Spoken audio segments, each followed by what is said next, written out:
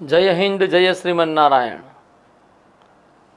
हमने पिछले व्याख्यान अर्थात 30वें व्याख्यान में यह निष्कर्ष लिया था कि कोई व्यक्ति अपनी बुरी आदतों को इसलिए नहीं छोड़ पाता क्योंकि उसके उन आदतों के प्रति, उन विषयों के प्रति उसकी रसबुद्धि समाप्त नहीं हुई होती। विषयों से तो निवृत्त हुआ जा सकता है, रस से निवृत्त हो जाना बहुत कठिन है। और जब तक रस से निवृत्त नहीं होते तब तक त्याग स्वाभाविक नहीं बनता। जब तक रस से निवृत्ति नहीं होती तब तक कामनाओं का भी त्याग नहीं हो पाता। हम वास्तविक अर्थ में एक कर्मयोगी नहीं बन पाते।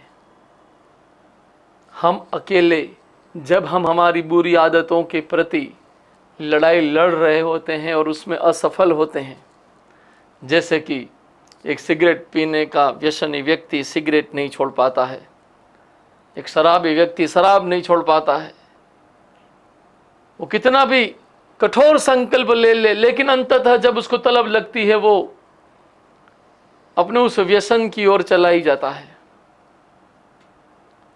ऐसी परिस्थिति में क्या सचमुच हम कोई बुरी आदत छोड़ सकते हैं? क्या संसार के विभिन्न रसों में हमारे भीतर संसार के विभिन्न विषयों को लेकर जो रस भरा पड़ा है, क्या उस रस को सचमुच विसर्जित कर सकते हैं? तभी स्थित प्रज्ञ बन पाएंगे।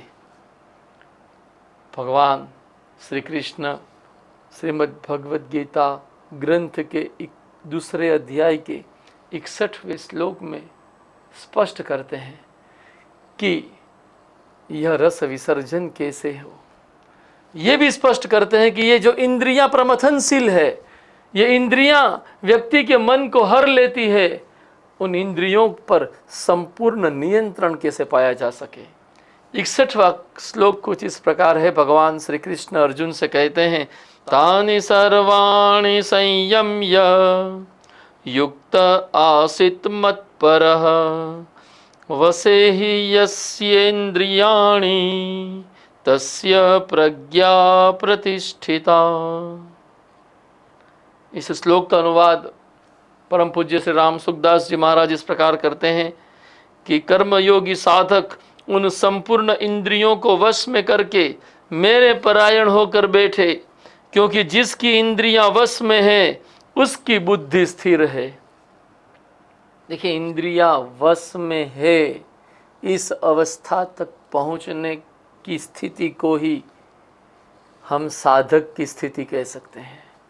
और यदि हम साधक है तो भगवान हमें यह कहते हैं कि तुम मेरे परायण होकर अपना जीवन व्यतीत करो। यदि जब तुम ऐसे मुझे परायण होकर अपना जीवन व्यतीत करोगे तो उन परिस्थितियों में लड़ाई लड़ने के लिए तेरे साथ मैं भी रहूँगा। किन परिस्थितियों में? जिन परिस्थितियों में हमारी इंद्रियां हमारा मन हर लेती हैं, जिन परिस्थितियों में हम आदत का त्याग करने का निर्णय लेने के बावजूद भी उस आदत के अनुसार ही व्यवहार करने लगते हैं। सिगरेट छोड़ने वाला व्यक्ति या सिगरेट छोड़ने का संकल्प लेने वाला व्यक्ति अकेला सिगरेट नहीं छोड़ पाएगा। बहुत मुश्किल है, शायद करीब करीब असंभव के आसपास है। किंतु यदि वह प्रत्येक समय ईश्वर परायण रहने का अभ्यास करता है तो जब जब वह सिगरेट की तलब का शिकार होगा तो उस तलब का सामना वह अकेला नहीं करेगा, उसके साथ ईश्वर भी रहेंगे, कृष्ण स्वयं रहेंगे और ये कृष्ण उस सिगरेट को छुड़वा देंगे। देखिए, यहाँ कृष्ण का तात्पर्य केवल शब्द या व्यक्ति तक सीमित नहीं है, अनादि अनंत परमात्मा का संदर्भ है जिनको हम कृष्ण कहते हैं। भगवान कहते हैं कि इंद्रियां मन हर लेती है। हमें 60वें श्लोक में देखा था कि रसबुद्धि होने पर विद्वान मनुष्य भी प्रमथनशील इंद्रियों के वश होकर अपनी आदतों, अपनी कामनाओं के अधीन, इंद्रियों के अधीन कार्य करने लगता है। ईश्वर की शरण लेने का आग्रह, ईश्वर परायण होने का आग्रह सभी भक्त, सभी संत, सभी ज्ञानी पुरुष करते हैं। शंकराचार्य से लेकर वर्तमान युग के संत तक हम इस तरह का आग्रह देखते हैं, जिसमें नाम जप के आग्रह का विशेष हम उल्लेख देखते हैं सभी संतों में। क्यों वो नाम जप का आग्रह करते हैं? ये नाम जप हमें शक्ति देता है हमारी इंद्रियों से उत्पन्न होने वाली कामनाओं को नियंत्रित करने का। और यह नाम जप, यह ईश्वर का स्मरण हमें उन कर्मों से दूर ले जा सकता है जिन कर्मों के प्रति हमारी अंतरात्मा स्वीकृति नहीं प्रदान कर रही, जिन इच्छाओं के प्रति हमारी अंतरात्मा स्वीकृति नहीं प्रदान करती कि यह अहितकारी है, यह नहीं करना है।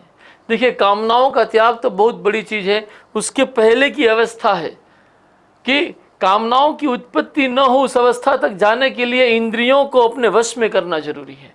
जब तक इंद्रियां अनियंत्रित है तब तक नई नई कामनाएं उत्पन्न होती रहेगी, और जब तक ये कामनाओं का अस्तित्व है तब तक निष्काम कर्म योगी बनना संभव नहीं। भगवान यहां से अपनी शरण में आने का अर्जुन को आग्रह करते हैं और अर्जुन को ये बतलाते हैं कि अगर तू भी स्थित प्रज्ञ बनना चाहता है तो अपनी इंद्रियों को वश में करके मेरे परायण हो जा। ये हम सब के लिए भी संदेश है कि इंद्रियां यदि वश में करना चाहते हैं तो जो हम वैयक्तिक स्तर पर हमें प्रयत्न करना है वो तो करते ही रहें, साथ ही साथ ईश्वर स्मरण को सदैव बनाए रखें। फिर धीरे धीरे ईश्वर स्मरण हमारे व्यक्तित्व को इस तरह आच्छादित कर देगा कि बिना प्रयत्न के भी हम अपने इंद्रियों को स्वतः नियंत्रण की अवस्था में सुनिश्चित कर देंगे, और वह नियंत्रण स्थायित्व को प्राप्त होगा। क्यों? क्योंकि वह ईश्वर की कृपा, ईश्वर की स्मरण और ईश्वर की शरण से प्राप्त हुआ है।